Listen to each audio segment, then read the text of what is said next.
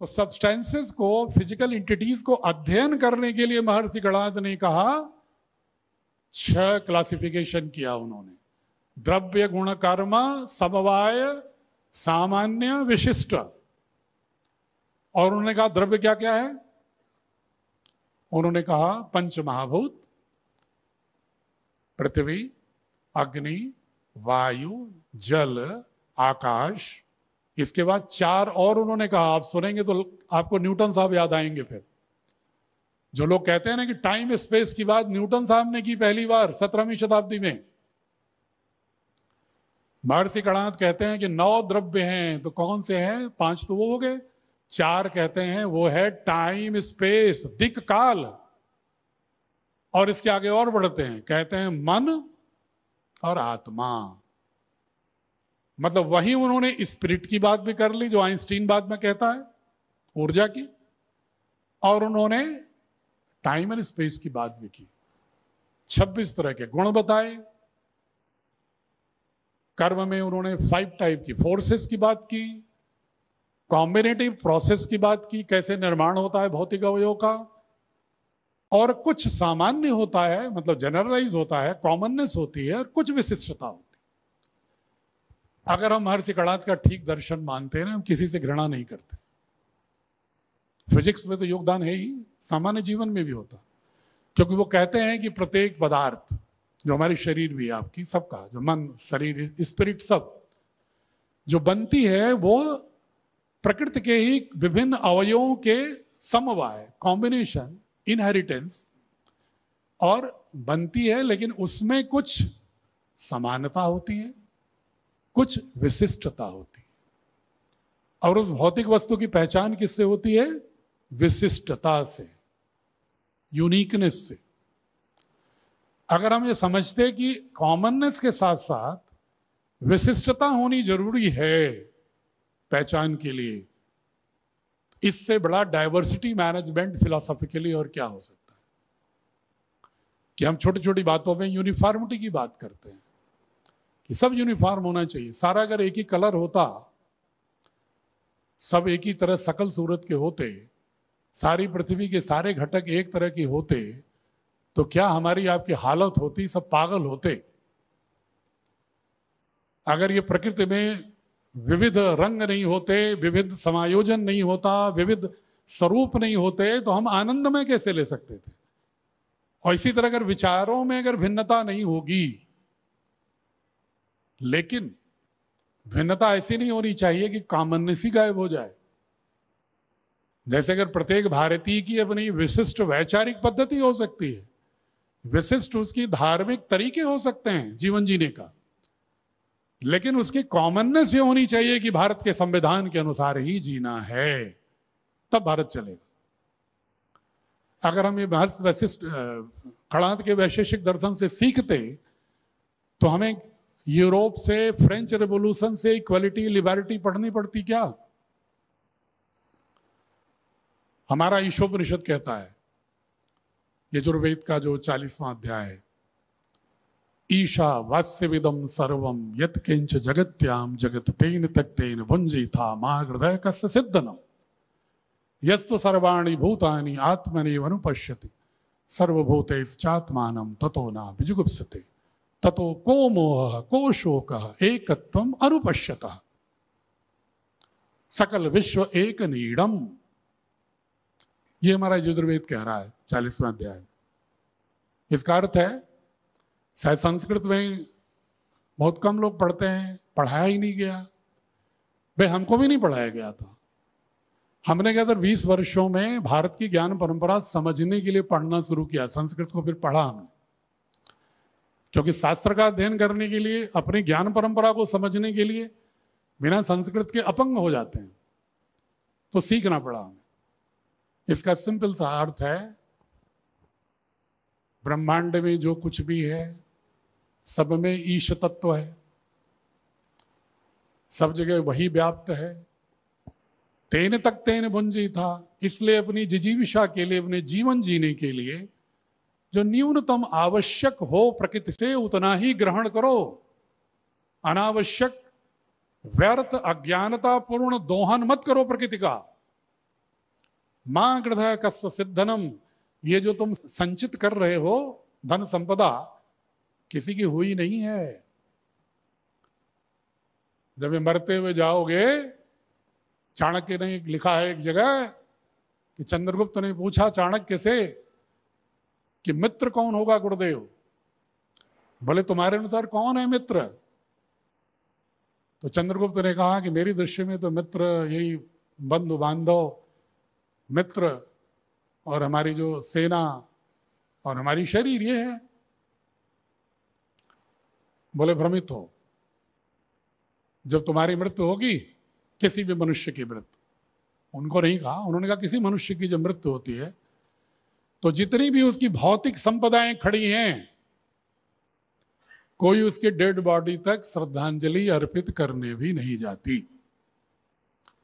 आप जितने लोग बड़े बड़े बनाए होंगे ना, कोई भी लोग गए दुनिया में, देखिए कोई गई क्या, चला गया क्या घूमते हुए इंडस्ट्री और फैक्ट्री और बिल्डिंग की, भाई आप बहुत श्रद्धापूर्वक मेरे निर्माण में आपने ऊर्जा लगाई थी, आपका बहुत बहुत धन्यवाद, आप जा रहे हैं मुझे दुख है। कोई मतलब नहीं उसका, कोई और आएगा और राज करेगा उसमें।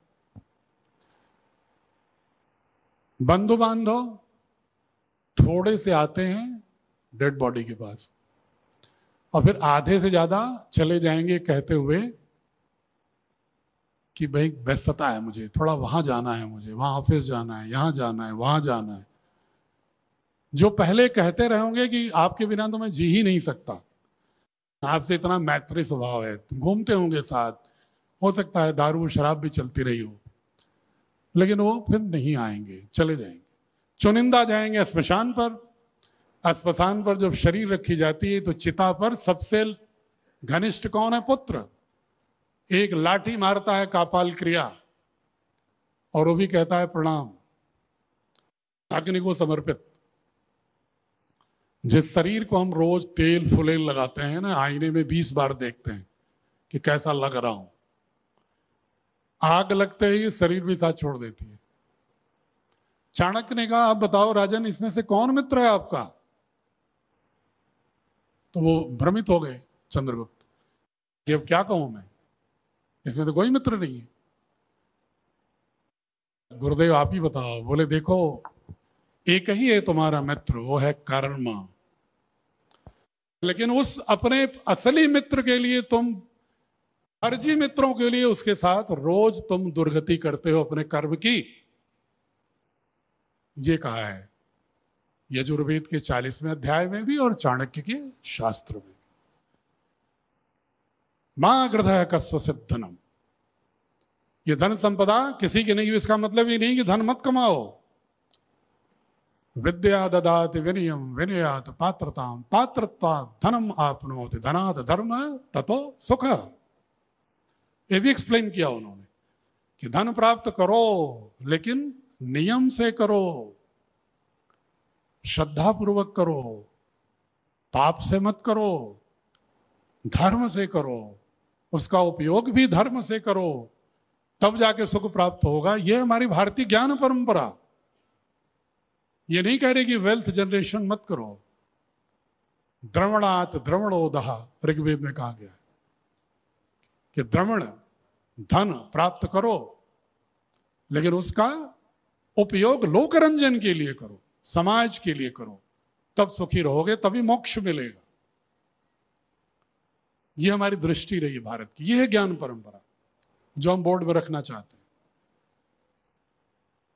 आज हमको यूरोप के लोग समझाते हैं कि साथ कोलैबोरेटिव एफर्ट। एक ऋग्वेद के 10वें मंडल में ऋचा है, संगक्षद्वम संवदध्वम समो मनांस जानताम देवा भागम यथा पूर्वे सम जानाना उपास्त समानो मंत्र समिति समानी समानो मनः सह चित्ते साम।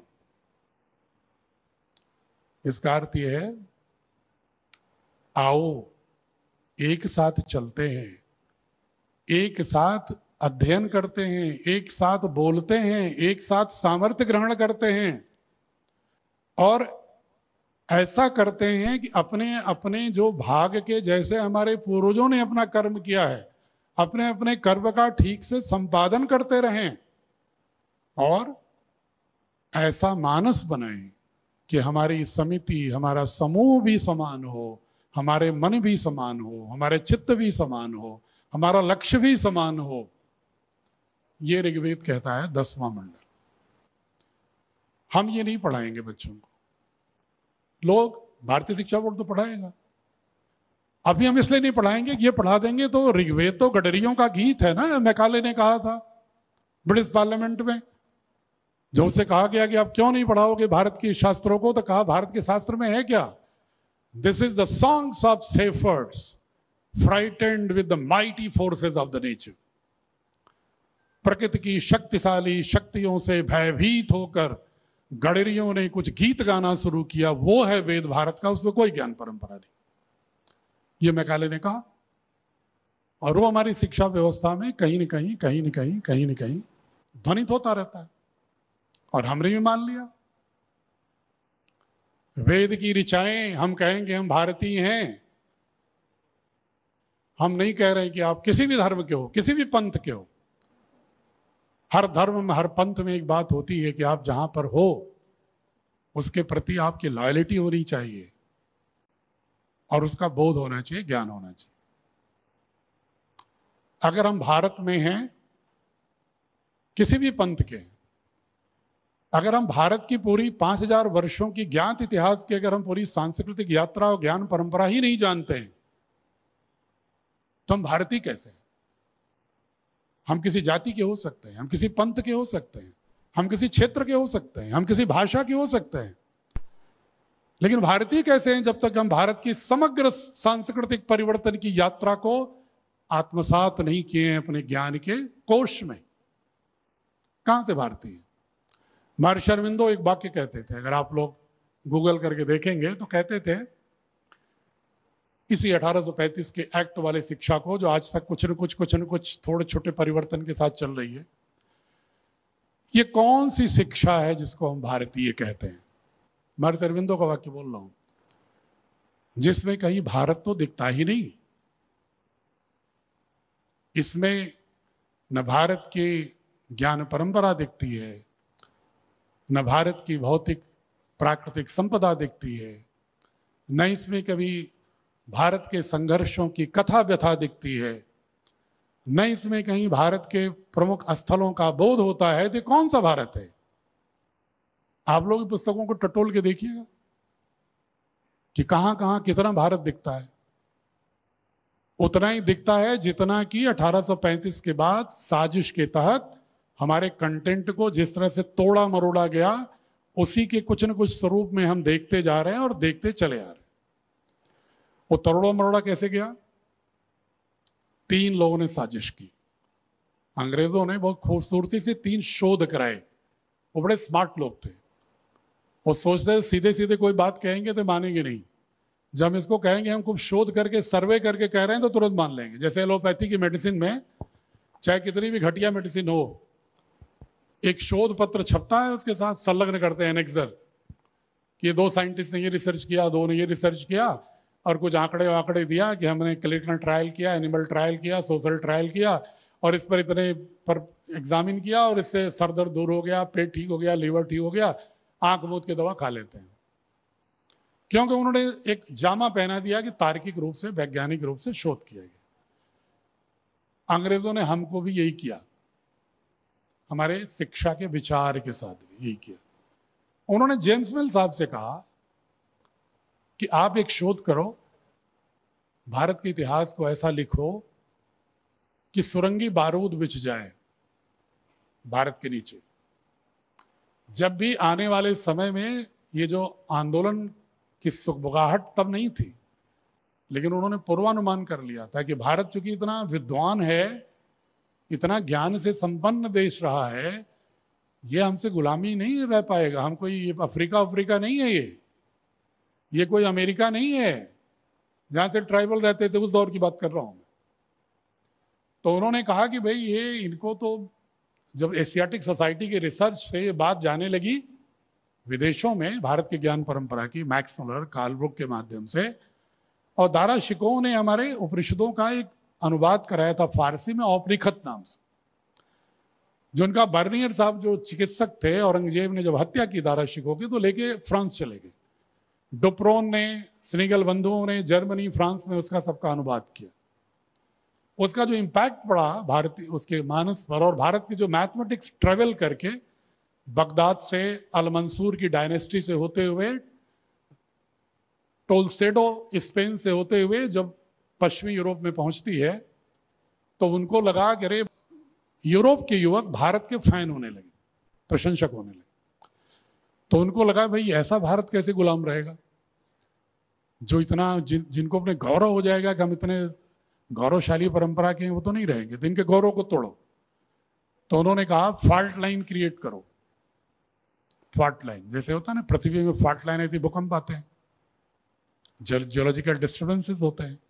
उन्होंने कहा इनकी पूरी सामाजिक संरचना में फॉल्ट लाइन क्रिएट करो। तो पहला फॉल्ट लाइन क्रिएट किया उन्होंने विचारों का, कि वेद उपनिषद से बुद्ध विद्रोही थे। पहला जैन धर्म विद्रोह था उपनिषद के खिलाफ। सिखिज्म पूर्णतः सनातन दर्शन के विपरीत है। लिंगायत विपरीत है।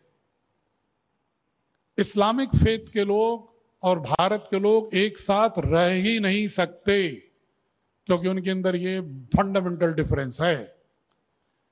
ये कह, और दक्षिण और उत्तर की संस्कृति में भी अंतर है। नॉर्थ ईस्ट के लोग अलग हैं, कश्मीर के लोग अलग हैं, हिमालय के लोग अलग हैं, पठार के लोग अलग हैं।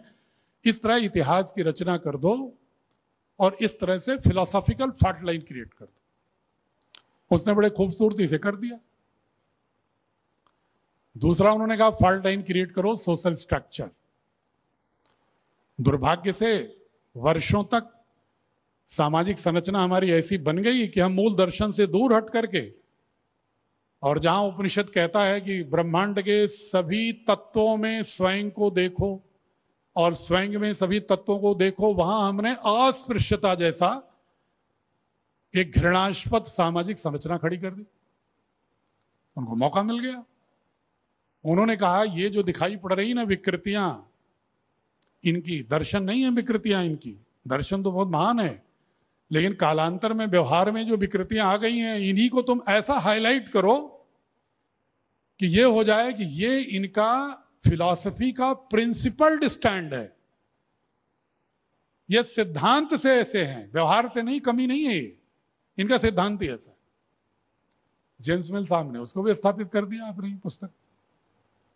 उन्होंने कहा ये लिखो इतिहास में कि आर्य आए बाहर से और खदेड़ के द्रविड़ों को मार करके भगा दिए, और विंध्य पर्वत के दक्षिण चले गए, वो भी लिख दिया उन्होंने उसी लाइन पर। लड़ाओ।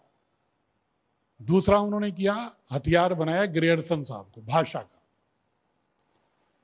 उन्होंने कहा भाषा में ऐसा शोध आप करो कि ये सिद्ध कर दो कि भारत में जितनी भाषाएं हैं सब एक दूसरे से कोई संबंध नहीं है, सब अलग अलग भाषाएं। भाषा के आधार पर इनमें विरोध पैदा कर दो, पंथ के आधार पर, जाति के आधार पर, क्षेत्र के आधार पर, भाषा के आधार पर फॉल्ट लाइन क्रिएट कर दिया। उसका शेषनाग आज भी उभर के दिखता है। कहीं महाराष्ट्र खड़ा होता है हिंदी के खिलाफ, तो कहीं तमिलनाडु खड़ा होता है, और हम उसमें जूझ रहे हैं अभी भी। चौथी फॉल्ट लाइन क्रिएट किया उन्होंने प्रजाति का, स्पेसीज का। आप जितने लोग बैठे हैं, अगर हम एक तीसरे प्रजाति का जो किया उन्होंने किया रिस्ले साहब ने। रिस्ले साहब ने क्या किया, कंधे के आधार पर, नाक के आधार पर, माथे के आधार पर, हाइट के आधार पर उन्होंने कहा इतनी प्रजातियां भारत में हैं, 9 प्रजातियां हैं।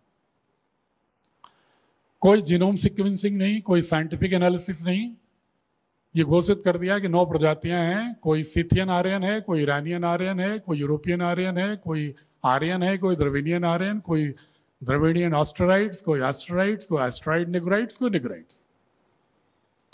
यहां जितने लोग बैठे हैं ना, अगर हम रिस्ले साहब का रिसर्च सामने रख दें संक्षेप में, तो हर आदमी को लगेगा कि हर आदमी भिन्न भिन्न प्रजाति के बैठे हुए हैं। एक घर में ही भिन्न भिन्न प्रजाति के हो जाएंगे कि सबकी नाक एक तरह है क्या घर में, सबकी आंख एक तरह है कि सबका माथा एक तरह है कि सबकी हाइट एक तरह है, तो उनके अनुसार तो सब भिन्न भिन्न हो गए। ये सारी चीजें बाद की रिसर्चेज में अंडू हो चुकी हैं। डॉक्टर लालजी सिंह साहब जो जौनपुर वाले थे, जो हैदराबाद माइक्रोबायोलॉजी इंस्टीट्यूट के डायरेक्टर थे, उन्होंने जीनोम सीक्वेंसिंग के आधार पर सिद्ध किया कि भारत की 95% रहने वाले लोगों का जीन्स एक है, लेकिन वो पुस्तकों में नहीं आता। अब ये मुझे रिसले साहब की प्रेत छाया ढो रहे हैं। तो ये जो फॉल्ट लाइन्स हैं, क्रिएटेड फॉल्ट लाइन्स, इनको हमें अंडू करने की जरूरत है। इनकी चर्चा मैंने इसलिए किया, विस्तार से करने में तो घंटों लगेगा, मैंने दो चार लाइन टच किया इसलिए कि ये फिलॉसफी के साथ, सोशल स्ट्रक्चर के साथ, पॉलिटिकल स्ट्रक्चर के साथ, रिलीजियस फॉल्ट लाइन, हर तरह का ऐसा क्रिएट कर दिया और ऐसा बारूद बिछा दिया कि हम बात बात में लड़ते रहते हैं। भारत माता की जय भी बोलते हैं, लड़ते भी रहते हैं। तो हमें भारतीय शिक्षा बोर्ड में अवधारणा ये है कि हम ऐसी विषयों में सामर्थ्य वैसा ही रखें जो नेशनल करिकुलम फ्रेमवर्क रख रहा है। कंटेंट सारे विषयों का वही होगा जो करिकुलम सिलेबस सीबीएसई रख रहा होगा। उनके कंटेंट भी वैसा रखो, लेकिन कंटेंट को रखते समय बच्चे के मन में जो रिफ्लेक्शन हो, उसमें भारतीय ज्ञान परंपरा भी, उस डोमेन से जुड़ी हुई ज्ञान परंपरा, रटने के लिए नहीं। अगर हम लॉ ऑफ डायनेमिक्स पढ़ा रहे हैं, लॉ ऑफ मोशन पढ़ा रहे हैं, तो वैशेषिक दर्शन की चर्चा हो। कहीं हम रिसर्च मेथोडोलॉजी की बात कर रहे हैं तो न्याय दर्शन की चर्चा हो। पॉलिटिकल साइंस की बात कर रहे हैं तो हमारे यजुर्वेद के लेकर के बृहस्पति संहिता से लेके आचार्य चाणक्य के अर्थशास्त्र की चर्चा हो।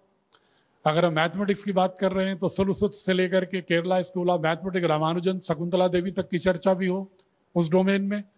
और हिस्ट्री में आर्य सिद्धांत को जो नकार दिया गया है उसको न पढ़ाया जाए कि आर्य बाहर से आए, आक्रमण करके, उसको हटाया जाए। और जो वर्तमान शोध है उनको रखा जाए, जो भारत के सापेक्ष है, जो भारत को एकता की बात करते हैं, भारत में एकत्व की बात करते हैं, जो भारत की सभी भाषाओं में एकत्व की बात करते हैं, उनको केंद्र बनाए। हम आपस में लड़ते हैं। और एक विल डुरांट, एक फिलोसफर है अमेरिका का, वो कहता है कि भारत सारी संस्कृतियों की जननी है। अमेरिका का फिलोसफर है। संस्कृत सभी भाषाओं की जननी है।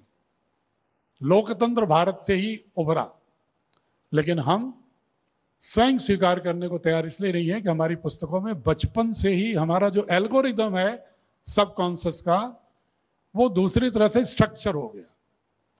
उस एल्गोरिदम को, जो कल्चरल एल्गोरिदम है, कॉन्शसनेस एल्गोरिदम है, उसको हमें भारत सापेक्ष, भारतीय ज्ञान परंपरा से आप्लावित अविसिंचित धारणा के साथ उसको आगे बढ़ाने की जरूरत है। ये मूल अवधारणा है भारतीय शिक्षा बोर्ड की। असेसमेंट में हम इन सब को ही फॉलो करेंगे। और हम अपनी पुस्तकों में ये कोशिश जरूर कर रहे हैं, 9वीं से 12वीं की पुस्तक में, कि बच्चे को कोचिंग कम करना पड़े अगर जेई नीट में जा रहा है तो। और इसके लिए हम प्रोफेसर एस.सी. वर्मा और कई जो कोचिंग के बड़े गुरु हैं, उनके साथ मंथन करके हम अपनी पुस्तकों में इस तरह बना रहे हैं कि जो बच्चा 11वीं 12वीं में अगर हमारा साइंस पढ़ता है तो उसमें 70% क्वेश्चन तो इस तरह एक्सरसाइजेज होंगी कि आम बच्चे भी कर लें। लेकिन अगर वो 70 के ऊपर प्राप्त करता है तो उसके क्वेश्चन का मोड एक्सप्लोरेशन के साथ इस तरह का हो कि वो अगर जेई नीट की परीक्षा में भी जाता है तो उसका पहले से ओरिएंटेशन उस तरह के क्वेश्चंस को करने का, उस चैलेंजेस को कन्फ्रंट करने का पैदा हो, उसका एक स्वभाव बन जाए उस तरह। एक बात और, हम जो अलग से मॉरल एथिक्स पढ़ाते हैं, एथिक्स के किताबें और लेक्चरिंग, या हम अलग से जो कल्चर इन्वायरमेंट के लिए कुछ और पढ़ाते हैं, बच्चों का समय उसमें नष्ट होता है। और जो मूल्यांकन नहीं होता, बच्चे पढ़ते भी नहीं, सीखते भी नहीं। आपको ज्यादा अनुभव है इसका। हमने कोशिश किया है कि जो एनसीएफ भी कह रहा है, एक्स्ट्रा करिकुलर, को करिकुलर और करिकुलर तीनों को इंटीग्रेट करो। आप टेक्स्ट बुक और लेसन ही ऐसा बनाओ कि उसको पढ़ने के बाद बच्चे को उस सब्जेक्ट का नॉलेज भी हो, क्षमता भी हो और उसका स्वभाव भी, वैल्यूज भी जैसा हम चाहते हैं आदर्श वैसा बने। तीनों एक साथ पिरो दीजिए, कंटेंट से, एक्सरसाइजेस से, अभ्यास से, ताकि अलग अलग उसके लिए कक्षाएं न लगानी पड़े। इथिक्स को, मॉरलिटी को डिस्पोजिशन का हिस्सा बनाना है तो हर चीज पढ़ाते समय स्वाभाविक रूप से उसमें गुथा होना चाहिए, अलग से नहीं पढ़ाना चाहिए। ये भी हमने इसको, इस कॉन्सेप्ट को भी रखा है। और अंत में मैं सिर्फ इतना कहूंगा कि भारतीय शिक्षा बोर्ड वैध भी है। 21st सेंचुरी में किसी बच्चे को कैसा होना चाहिए कि जो आने वाली दुनिया के 5-6 विषयों में जो सबसे अधिक आवश्यकता है, भारत को आगे बढ़ना है, विश्व में आगे जाना है, तो उसे 4 विषयों पर बहुत फोकस करना होगा।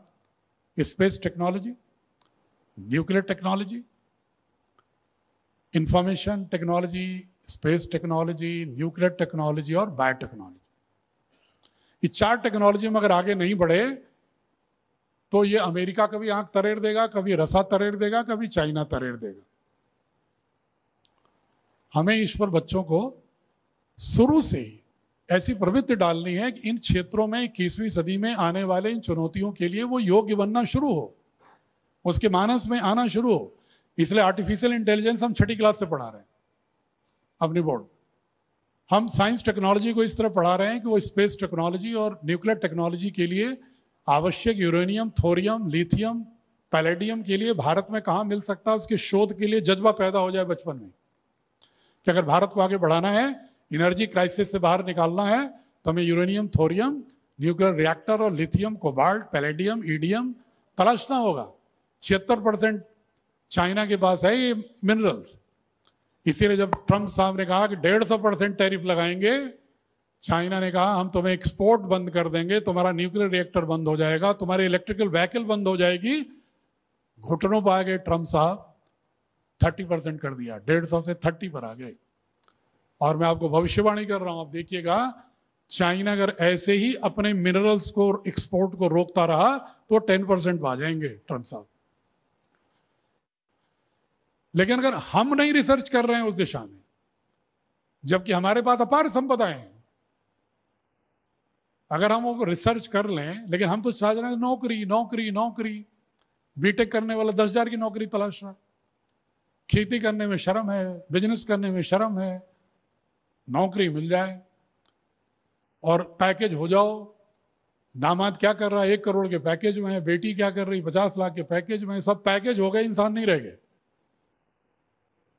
और ये कहां से आया? ये भी आया वो 1835 कि पूरी शिक्षा का प्रारूप गढ़ा गया था अंग्रेजों के लिए नौकर बनाने के लिए। तो उन्होंने घोषित कर दिया कि जो नौकर है वही महान है, और अगर तुम अपना कोई उद्योग करते हो, उद्यमिता करते हो, तो तुम प्रजा हो। और जो अंग्रेजी पढ़ लिया वो महान है, अंग्रेजी सीख लिया वो महान है, जो नौकरी कर लिया अंग्रेजों की वो महान है। वो जो हमारे कॉलोनियल माइंडसेट है, हैंगओवर, वो भी निकला नहीं है। हमारे बहुत सारे ब्यूरोक्रेसी में मैं देखता हूं कि they don't have respect for farmers, they don't have respect, many of them. बहुत सारे लोग अच्छे हो गए, लेकिन अभी कॉलोनियल माइंडसेट हमारे स्ट्रक्चर में है, पॉलिटिशियंस में भी है, ब्यूरोक्रेसी में भी है, रिलीजियस हेड्स में भी है।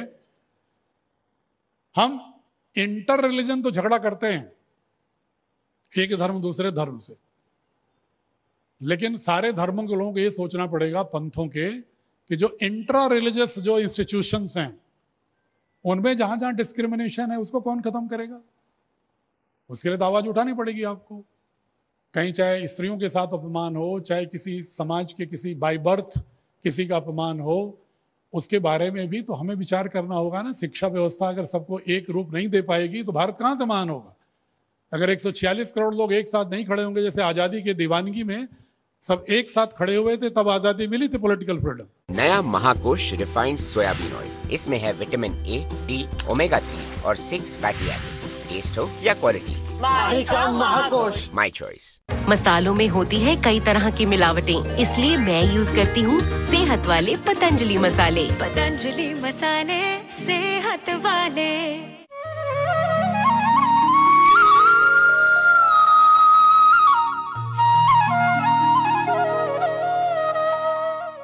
आज की तारीख में अगर हम इकोनॉमिक फ्रीडम चाहते हैं, कॉलोनाइजेशन, जो डिजिटल कॉलोनाइजेशन, इकोनॉमिक कॉलोनाइजेशन से बाहर निकलना चाहते हैं, तो हमें 146 करोड़ लोगों को एक साथ खड़ा होना होगा और अपने अपने डिस्क्रिमिनेशंस को ईमानदारी से स्वीकार करते हुए उसको सेट करना होगा, त्यागना होगा, और अपने अपने दर्शन के जो मूल धर्म के जो मूल सिद्धांत हैं उससे जितना हम भटके हैं उसको दूर करके पुनः अपनी नाभि से जुड़ना होगा।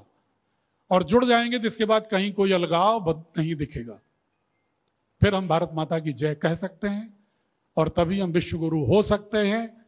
भारतीय शिक्षा बोर्ड इस अवधारणा को लेकर के चल रहा है और सारी पुस्तकों के गठन में हम सारे विद्वानों से लगभग 2000 प्रोफेसर्स और 3500 PGT and principles school education के हमारी पुस्तकों के निर्माण में, पेडागॉजी में, ट्रेनिंग में पैनलिस्ट हैं। निरंतर उनसे संवाद करके कोशिश कर रहे हैं, लेकिन अभी परफेक्शन हम भी नहीं पहुंचे।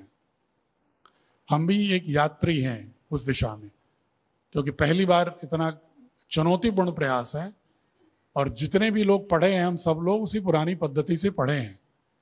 तो एक ऑर्गेनिक ट्रांसफॉर्मेशन करने के लिए, सावयव परिवर्तन करने के लिए धीरे धीरे मानस बढ़ रहा है।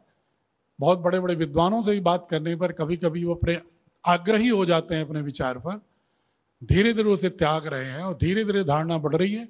आप सब लोग भी सहयात्री होंगे, पढ़ेंगे और उसमें अगर आप भी कुछ सुझाव देंगे तो उन सुझावों को लेकर के इस धारणा के साथ अगर आप और कहेंगे कि इस धारणा में इतना और जोड़ दीजिए तो अच्छा रहेगा, तो हम उसको भी प्रेम से स्वीकार करके प्रजातांत्रिक रूप से एनसीएफ की उस अवधारणा को, जिसमें उन्होंने वैचारिक स्वायत्तता की बात की है, समग्र स्वास्थ्य की बात की है, लोकतांत्रिक सहभागिता की बात की है, आर्थिक सहभागिता की बात की है, सांस्कृतिक सहभागिता की बात की है, ज्ञान, दक्षता और मूल्यबोधों की बात की है, उसको सही संदर्भ में 21वीं सदी में समर्थ नागरिक गढ़ने की दिशा में हम सभी लोग सामूहिक रूप से सामूहिक संचेतना को एक राष्ट्रीय चेतना के साथ जोड़कर एक सौहार्द के साथ आगे बढ़ने का प्रयास करेंगे और विज्ञान, प्रौद्योगिकी और विचारधारा तीनों स्तर पर हम काम करके एक दिशा में आगे बढ़ने की कोशिश करेंगे। इतनी देर तक मैंने आपसे लगभग 1.5 घंटे इसलिए चर्चा की कि ताकि ये अवधारणाएं आपको मालूम हो। और मेरी तो आदत खराब है, मैं तो इसी का गीत गा रहा हूँ आजकल, तो मैं तो कभी कभी 5.5 साढ़े 4 घंटे भी बोलता रहता हूँ। तो आज तो मैं घड़ी बार बार देख रहा था कि मुझे लग रहा था कि 2-4 लोग ऊँग भी रहे थे पीछे, क्योंकि भारतीय ज्ञान परंपरा उनके लिए निद्रा का विषय है। उनका कोई दोष नहीं है, क्योंकि हमें तो अंग्रेजों ने 190 वर्षों में पूरी तरह से निद्रा में डाल रखा है और जैसा वो चाहते हैं वैसा ही हमें स्वप्न दिखाते हैं, वैसा ही नृत्य करा रहे हैं और हम उसी में नृत्य करते चले जा रहे हैं। हम अपनी शिक्षा पद्धति में हमें परिवर्तन लाने होंगे। हमारी हिंदी किताब जरूर देखिएगा, जो हमारी हिंदी साहित्य की किताब पढ़ेगा, ये भाषिक झगड़ा देश का खत्म हो जाएगा। क्योंकि आप 8वीं तक 10वीं तक आते आते हिंदी पढ़ के कम से कम दूसरी रीजनल लैंग्वेजेस जो सबसे अधिक विरोध करती है हिंदी का, उनके प्रमुख साहित्यकारों की रचना पढ़ लेंगे और कम से कम 100 आम जीवन के शब्दों का भारत की 15 रीजनल लैंग्वेजेस में शब्द जान जाएगा बच्चा। और 8वीं से 12वीं पढ़ते पढ़ते भारत की 15 भाषाओं में संवाद करना सीख लेगा, तमिल में भी, तेलुगु में भी, मलयालम में भी। तब हम स्टालिन को आंख उठा के कह सकते हैं कि स्टालिन साहब, आप हिंदी से क्यों घृणा करते हो, मुझे भी तमिल में आपसे बात करना कम से कम आता है, आपकी भाषा को सीखा है हमने, सम्मान दे रहा हूं आपकी भाषा को। उस 15 भाषाओं में हमने तमिल, तेलुगु, मलयालम, कन्नड़, असमिया, बंगाली, उड़िया, कोशुर कश्मीर की, उर्दू, मराठी, सबको रखा है कि भारत, हम स्पेनिश और जर्मन तो सीखते हैं, अपने देश की भाषा सीखते नहीं। हम शादी के बाद हनीमून मंगाने भागते हैं स्विट्जरलैंड, तुर्की, थाईलैंड, बैंकॉक, और दुनिया के 9 क्लाइमेटिक जोन में से 8 क्लाइमेटिक जोन भारत के किसी न किसी क्षेत्र में है। हम उसको देखे नहीं, अपनी शरीर देखे नहीं, दूसरे के शरीर में सम्मान ढूंढते रहते हैं।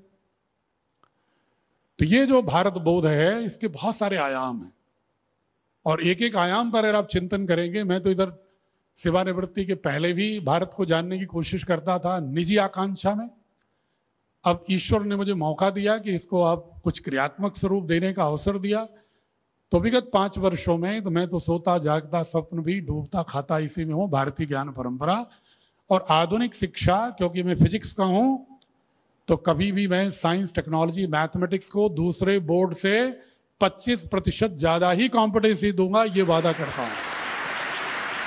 और लैंग्वेज में अंग्रेजी भी पढ़ाऊंगा। कुछ लोगों के मन में होगा कि अंग्रेजी तो नहीं हटा देंगे, संस्कृत की बहुत बात कर रहे हैं। अंग्रेजी भी पढ़ाएंगे, अवसर देंगे आपको, लेकिन अंग्रेजियत नहीं पढ़ाएंगे। हम अंग्रेजी आपको इस तरह पढ़ेंगे कि भाषा आप अंग्रेजी पढ़ो, लेकिन अंग्रेजी में पढ़ोगे भारत की यात्रा को, भारत की ज्ञान परंपरा को। अंग्रेजी भाषा सीखो। जैसे स्वामी विवेकानंद ने शिकागो में जाकर के भारत का झंडा फहराया, अगर वो नहीं मालूम होता उनको अंग्रेजी तो वहां कन्विंस नहीं कर पाते। हम तो कहते हैं हमारे बच्चे विश्व की सारी भाषाएं जाने और जाकर के भारत की जो ज्ञान परंपरा है उसका गायन करें, तो देश तभी तो विश्व गुरु होगा। तो भाषाओं से कोई गुरेज नहीं है, लेकिन संस्कृति अपनी हो, जड़ें अपनी हो और सामर्थ्य विज्ञान का आधुनिकतम हो। ये जब कॉम्बिनेशन होगा, दृष्टि और दक्षता दोनों में, अनुभूति की गहनता और अभिव्यक्ति की प्रामाणिकता, एक्सप्रेशन एंड एक्सपीरियंस दोनों पर काम करना होगा कि अनुभूति करने की एक सही सार्थक पद्धति मालूम हो बच्चों को और उसको अभिव्यक्त करने की भी एक प्रामाणिक रूप से उसके पास सामर्थ्य हो। ऐसे बच्चे होंगे तब भारत महान होगा। इन्हीं शब्दों के साथ आपने बहुत धैर्यपूर्वक सुना, क्योंकि सुनना तो सबसे बड़ा गुण होता है। LSRW में जो पढ़ाते हैं ना आप लोग छोटे बच्चों को, तो उसमें लिसनिंग जो है वो बहुत बड़ी कला है। और फिर भी आप 99% लोगों ने बहुत ही मुझे सहन किया है प्रेम से, इसलिए आपके इस श्रवण की जो विशिष्टता है उसको भी शत शत प्रणाम करते हुए मैं मां शारदा की अनुमति से अपनी वाणी को विराम देता हूं। आप में से किसी का प्रश्न हो तो आप हाथ खड़ा कर सकते हैं। सर, आप सभी को नमस्कार प्रणाम करते हुए डॉक्टर NP सिंह जी से मैं पूछना चाहता हूं कि क्या संस्कृत पढ़ाना अनिवार्य है? पहला बिंदु, क्या आपके द्वारा बोर्ड से मान्यता लेने पर प्रतिवर्ष शुल्क देय होगा? तीसरा है, क्या आपके द्वारा LKG से 8 तक की मान्यता भी दे सकते हैं? चौथा है, क्या आप द्वारा दिया गया मान्यता पर UDAS कोड अलॉट होगा? पांचवा है, क्या इस बोर्ड की मान्यता में पढ़ रहे छात्र छात्राओं को छात्रवृत्ति उपलब्ध होगी? छठा है, क्या विद्यालय को क्षतिपूर्ति दी जाएगी? सातवां है, क्या आपके बोर्ड से पृथक होने पर क्या फिर शुल्क देनी होगी? आठवां है, क्या आपके की पुस्तक अन्य बोर्ड CBSE से महंगी है? नौवां है, क्या हर 3 वर्ष पर विद्यालय को भी कुछ शुल्क जमा करनी होगी? 10वां है, श्रीमान जी, क्या पूर्व के किताबों में पढ़ाने वाले पाठों को बदलकर नया पाठ जोड़ा जाएगा? और 8वां है साहब, 11वां, क्या आप द्वारा जो मान्यता दी जाएगी लीज पर भूमि भवन पर भी दिया जाएगा? धन्यवाद। एक तो मैं आपको साधुवाद ये दूंगा कि देखिए, सारे विद्यालय प्रबंधकों ने आप पर ताली इसलिए बजाई है कि मैं जानता था कि प्रश्न अवधारणा पर कम आएगा, व्यवस्थागत इन्हीं बिंदुओं पर आएगा। ये मैं पूरे देश में देखता हूं मैं, क्योंकि लेकिन अच्छे प्रश्न हैं आपके। मैं आपका खुद भी अभिनंदन करता हूं कि आपने एक साथ रख दिया, तो हो सकता है आप दूसरे को प्रश्न पूछने की जरूरत ही ना हो। आपका क्वेश्चन सब आ गए। पहली चीज जो आपने पूछा कि संस्कृत अनिवार्य होगा क्या, हमने अपनी बोर्ड में संस्कृत अनिवार्य रखा है, पहली से लेकर के 12वीं तक। लेकिन नेशनल करिकुलम फ्रेमवर्क को भी फॉलो कर रहा हूं, जिसमें त्रिसूत्री फार्मूले में बच्चों को 3 ही भाषाएं ले सकता है, और शेड्यूल 8 में जो 22 भाषाएं उसमें से कोई भी 3 भाषा ले सकता है, अगर हम एनसीएफ की पूरी गहराई से देखें तो हमने उसमें एक प्रारूप ये दिया कि हिंदी, इंग्लिश, संस्कृत और रीजनल लैंग्वेजेस जो अन्य भाषाएं हैं शेड्यूल 8 में, इन चारों समूह में से कोई भी 3 भाषा वो ले सकता है। तो दक्षिण भारत में तो जनरली जो हमसे विद्यालय जुड़ रहे हैं वो ले रहे हैं संस्कृत और अपनी रीजनल लैंग्वेज तमिल, तेलुगु या मलयालम, और एक इंग्लिश। उत्तर भारत में ये दिक्कत है, क्योंकि वो भी दिक्कत उनको है, उन बच्चों को है जो उर्दू पढ़ना चाहते हैं। उनको दिक्कत है, जो गाजीपुर में भी दिक्कत होगी कई विद्यालयों में, कि वो कहते हैं कि अगर हम इंग्लिश हिंदी तो पढ़ेंगे ही, तो उर्दू हम लेना चाहते हैं तो फिर संस्कृत उर्दू में से विकल्प हो जाएगा, तो हमारे लिए दिक्कत है। तो मैंने एक ऐसा प्रावधान किया कि संस्कृत को हम एक सब्जेक्ट के रूप में एक अलग देंगे, और संस्कृत का एक लिंग्विस्टिक कॉम्पिटेंसी, जिससे कि साल भर में सिर्फ 20 पीरियड पढ़ाया जाए। एक फंडामेंटल संस्कृत जान ले, वो इसलिए जान ले कि अगर भारत को जानना है तो बिना संस्कृत के बोध के भारत को जान ही नहीं सकते। तो कम से कम अगर कोई शास्त्र पढ़ रहा है, कोई चरक संहिता पढ़ रहा है, सुश्रुत संहिता पढ़ रहा है, कहीं कोई न्याय शास्त्र पढ़ रहा है, कहीं कोई मीमांसा कमेंट्री पढ़ रहा है, तो कम से कम इतनी संस्कृत मालूम हो कि वो अजनबी ना महसूस करे अपने आप को।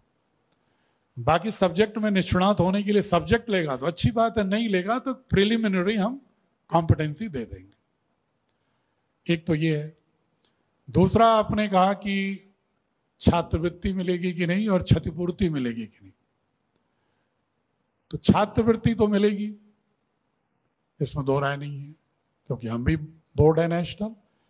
यूडाइस पर आपने पूछा, यूडाइस पर भी गवर्नमेंट ऑफ इंडिया के जो लोग करते हैं, यूजीसी को आजकल अधिकार हो गया है, वहां पर कंप्यूटर सेल है, उनके यहाँ आदेश पड़ा हुआ था यूजीसी चेयरमैन का, नहीं कर रहे थे, मैंने बात किया चेयरमैन से, उन्होंने भी डाल दिया, वो भी दिक्कत नहीं है। छात्रवृत्ति भी मिलेगी आपको, सर्टिफिकेट हर जगह मान्य है। क्षतिपूर्ति, क्या कौन सी क्षतिपूर्ति की बात कर रहे हैं, मैं ये नहीं समझाता। आरटी की बात कर रहे हो क्या? आरटी तो लागू है, मैंने शुरू में बोला था, पहले ही लाइन हमने बोला था कि गवर्नमेंट ऑफ इंडिया ने जब हमारे बोर्ड को बनाया 4 शर्तें निर्धारित किया, उसमें एक शर्त ये थी कि राइट टू एजुकेशन एक्ट पूरी तरह से बोर्ड पर लागू होगा।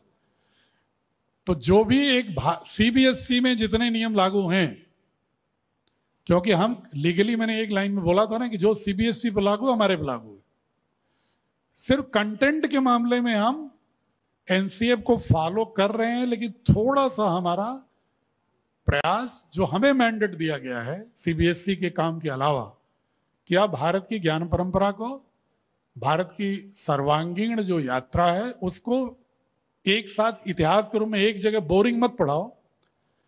जिस विषय की, जिस कक्षा में, जिस पुस्तक में, जिस पाठ की चर्चा कर रहे हैं, लर्निंग कॉम्पिटेंसी की, उसके संबंध में जो भी ज्ञान परंपरा भारत की हो वहीं पर उसको रख दो, ताकि वो बच्चा उसे रिलेट कर सके, उसे याद न करना पड़े, उसको बोरिंग ना लगे उसको। ये प्रयास किया गया है।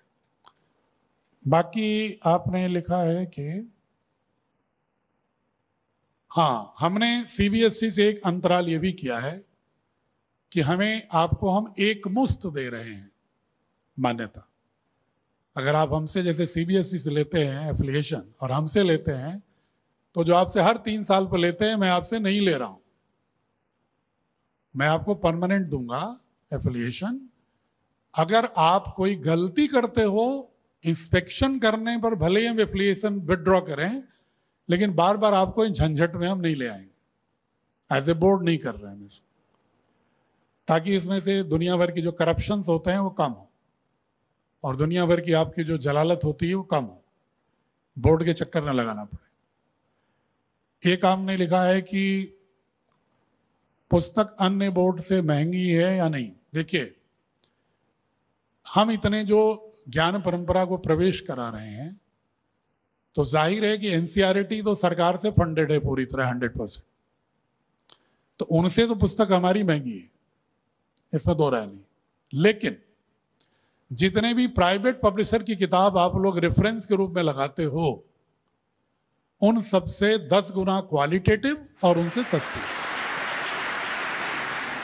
आपने अगला लिखा है कि आपने एक प्रश्न लिखा है ना, क्या पूर्व के किताबों में पढ़ाने वाले पाठों को बदल कर पढ़ाएंगे? बहन जी ऐसा है ना कि जो ये आपने बोला पहले वाली किताबों में जो पढ़ाता है, मैं आपसे इतनी देर यही बोल रहा था, उतना ही नहीं, वो तो छिटपुट महापुरुषों की चर्चा थी और कविताएं थी। आप हमारी पूरी संगठना में, पुस्तक के पाठों में, अभ्यास में, पुस्तिकाओं में, प्रश्नों में, हर जगह आपको आधुनिक सामर्थ्य के साथ साथ भारत दिखता मिलेगा। हर जगह, हर पन्ने पर, हर एक्टिविटी में, हर एक्सरसाइज में।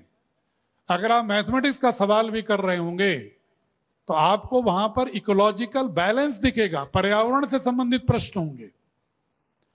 जो डेटा होगा, जैसे अगर मान लो आप कैलकुलस पढ़ रहे हो, आप नंबर सिस्टम पढ़ रहे हो, आप चक्रवृद्धि ब्याज पढ़ रहे हो, आप स्टैटिस्टिकल एनालिसिस पढ़ रहे हो, आप डिफरेंशियल कैलकुलस पढ़ रहे हो, आप ज्योमेट्री पढ़ रहे हो, जो भी पढ़ रहे हो उसमें जो क्वेश्चंस हैं, वो जो आजकल ट्रेडिशनल क्वेश्चन ज्यादातर वेल्थ संबंधित होते हैं, मैटेरियलिस्टिक होते हैं। हम आपको जो वर्तमान में विश्व की समस्याएं हैं, climatic change, economic inequality, GDP, ये जो प्रेजेंट चैलेंजेस हैं जो दुनिया के और भारत के, उन चैलेंजेस से जुड़े हुए प्रश्न उस बच्चे के स्तर पर, उस मैथमेटिक्स के डोमेन के अनुसार हमने रखा है प्रश्न, ताकि बच्चा प्रश्न करे हल, तो वो मैथमेटिक्स के साथ साथ 21वीं सदी की चुनौतियों के लिए सलूशन और उसकी समस्या के बारे में भी उसकी चिंतना में एक अवयव के रूप में स्थापित हो जाए, ये भी रख रहे हैं।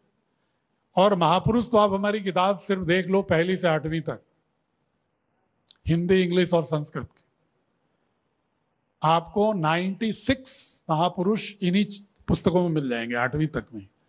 और वो महापुरुष वैदिक काल से लेकर, बुद्ध काल से लेकर के और वर्तमान 21वीं सदी तक के, और हर क्षेत्र के, तमिलनाडु, असम, कश्मीर से लेकर के और भारत मध्य, दक्षिण, उत्तर, सबके क्षेत्र का प्रतिनिधित्व मिलेगा।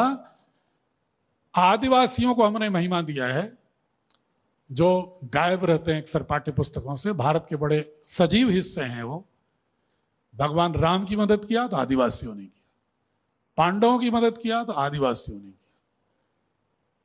महाराणा की मदद किया तो भील सरदार राणा पुंजा ने किया।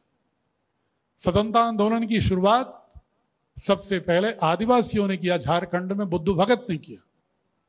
ये कहानियां हिस्ट्री भी नहीं मिलती, जो अदृश्य भारत, मैं इसको कहता हूं कि अतुल्य भारत के अलावा एक अदृश्य भारत भी है।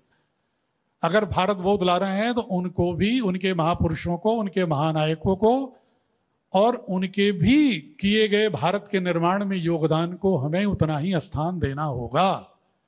सिर्फ महानगरों से स्वतंत्रता आंदोलन नहीं हुआ है, सिर्फ महानगरों से सभ्यता का विकास नहीं हुआ है, सिर्फ किसी एक समुदाय से सभ्यता का विकास नहीं हुआ है। भारत के विकास में सबकी यात्रा का योगदान है। हमारी पुस्तकों में आपको समग्र रूप से भारत दिखेगा। एक बार उसको देखिएगा, फिर मुझे और सुझाव दीजिएगा कि क्या मिसिंग है।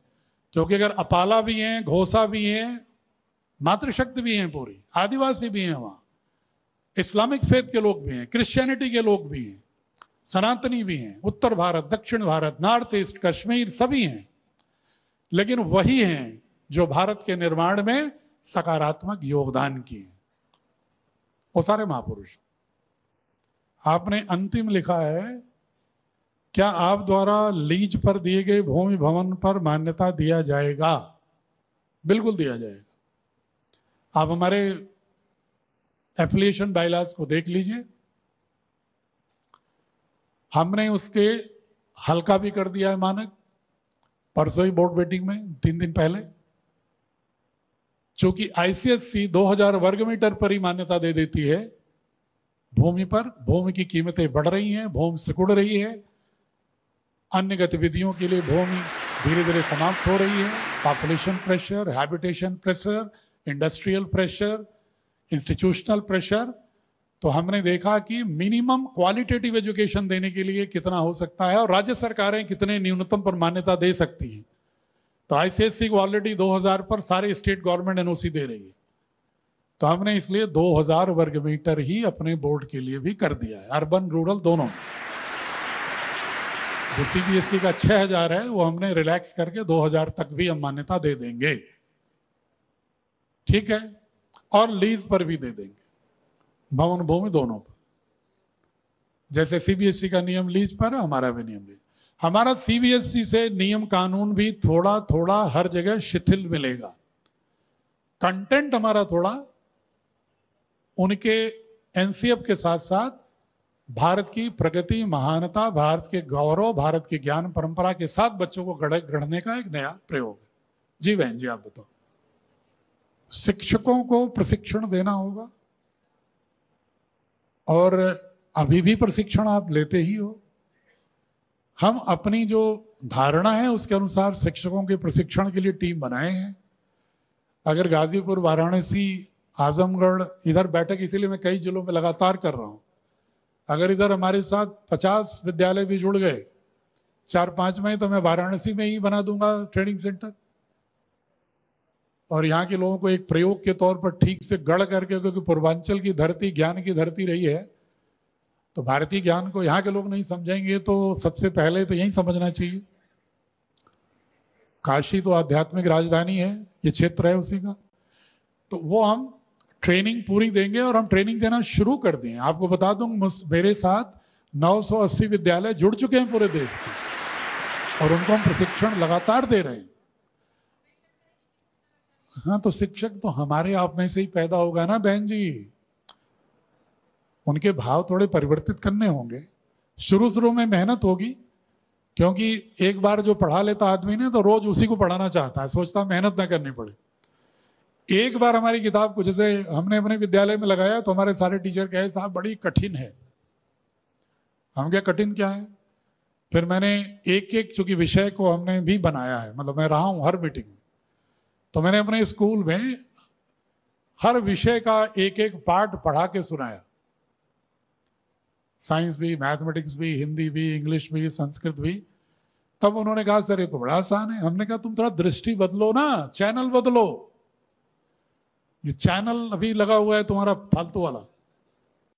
तुम्हारे पास ज्ञान है, सामर्थ्य है, गणित वही है, विज्ञान वही है, समाज विज्ञान वही है, कोई नई चीज थोड़े उसमें। लेकिन थोड़ी दृष्टि बदली है तो थोड़ी दृष्टि बदलने के लिए थोड़ा अपने को चेंज करने के लिए तैयार हो जाओ। और हम अभिभावकों के प्रशिक्षण के लिए भी बनाए हैं मॉड्यूल। जो विद्यालय हमसे जुड़ते हैं उनके शिक्षकों का भी हम ओरिएंटेशन करते हैं ऑनलाइन, ताकि ऐसा ना हो कि वो शिक्षक ही ना समझें कि भारतीय ज्ञान क्या है। और भारतीय संस्कृति में निष्णात व्यक्तित्व के रूप में दुर्गा दत्त जी ने, विशाल जी ने और विजय यादव जी ने भी इस आयोजन में सहयोग किया। ब्रजमोहन तो हमारे अंग हैं, तो इसलिए मैं आप सभी का कृतज्ञ हूँ। आप सभी लोग जो है कृतज्ञ हूँ। जितने जो प्रश्न हैं, एक मैं आपको मेल भी नोट कराता हूँ, आजमा के देखिएगा। उस पर आप डालिएगा, अपना टेलीफोन नंबर डालिएगा और अपने जिज्ञासा या प्रश्न डाल दीजिएगा। आपको 1 सप्ताह के अंदर मैं व्यक्तिगत उस फोन पर बात करूंगा आपसे। अगर कोई ऐसा लग रहा हो कि मेरा प्रश्न रह गया संकोच में, तो आप जो है अगर उस पर मेल पर डालेंगे, वो बहुत सिंपल सा मेल है, chairman@bsb.org.in। मेरा ही मेल है वो, chairman@bsb, भारतीय शिक्षा बोर्ड, bsb.org.in। कोई भी सुझाव, कोई जिज्ञासा, कोई प्रश्न आप उस पर डालेंगे, विदिन 1 वीक आपको उत्तर मिलेगा। और आपके प्रश्न की गुणवत्ता के आधार पर मैं आपको टेलीफोन नंबर रहेगा, नाम से मैं सीधे फोन करके आपसे पूछूंगा कि जब मैं कभी यात्रा में रहता हूं उस समय का उपयोग करता हूं ऐसे लोगों के बात करके उनके प्रश्नों का सुझाव लेने।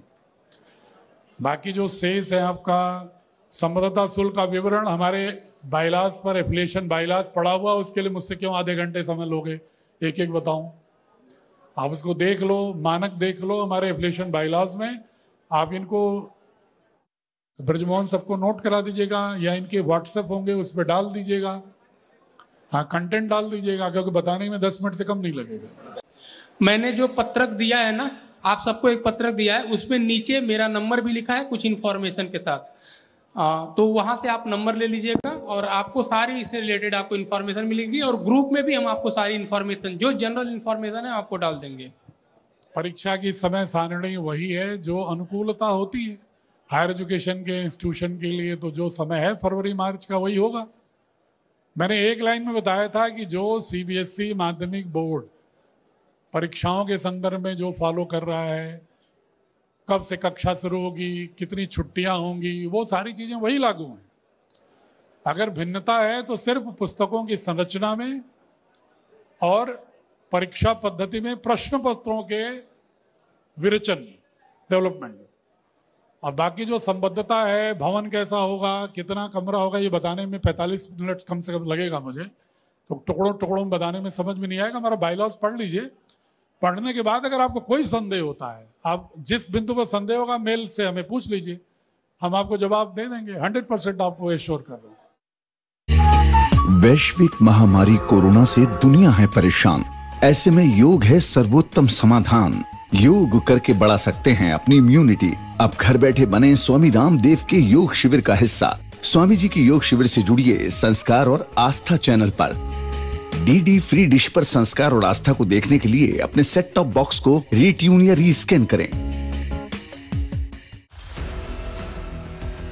ज्यादा चीनी, ज्यादा नमक, स्ट्रेस, एंजाइटी, डिप्रेशन, वर्कलोड इतना ज्यादा है और चारों तरफ इतना रेडिएशन पोल्यूशन है, इसमें लोगों का बीपी बेइंतहा, बीपी बढ़ने से brain stroke, heart attack, kidney failure की प्रॉब्लम आ रही है। घबराइए नहीं, योग, आयुर्वेद और नेचुरोपैथी से बीपी और बीपी के सारे कॉम्प्लिकेशंस को जड़ से कैसे मिटाना है मैं बताऊंगा आपको, सिर्फ इंडिया टीवी। बिगड़े हार्मोन्स होंगे योग से बैलेंस। जरूर देखें सुबह 8 बजे सिर्फ इंडिया टीवी। सर, आप फिल्म के बारे में कुछ बताइए। फिल्म में ड्रामा है, इमोशन है, थ्रिल है, बिल्कुल राजेश गरम मसाले की तरह। और कॉमेडी भी है, बिल्कुल राजेश चाट मसाले जैसा। अब आएगा खाने में असली स्वाद, राजेश मसाले के साथ। ये है दिन की शुरुआत हमारी पूरी एनर्जी के साथ।